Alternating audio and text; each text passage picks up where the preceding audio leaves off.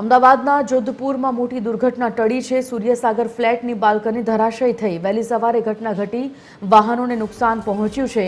મળતી માહિતી અનુસાર જાનહાનિના કોઈ અહેવાલ નથી।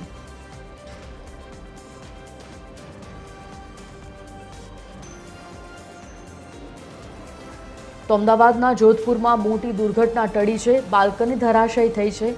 સૂર્યસાગર ફ્લેટની આ બાલ્કની ધરાશયી થતાં વાહનોને નુકસાન પહોંચ્યું છે, જો કે કોઈ જાનમાલનું નુકસાન નથી થયું। મોનિકા રાજપૂત સંવાદદાતા ફોનલાઈન પર જોડાઈ ગયા છે। મોનિકા, અમદાવાદમાં જાનહાનિના કોઈ અહેવાલ નથી, પરંતુ સૂર્યસાગર બાલ્કની ધરાશયી જોધપુરમાં આવેલી છે આ વિસ્તાર, ત્યાં ધરાશયી થઈ હોવાના સમાચાર, શું મળી રહી છે વિગત?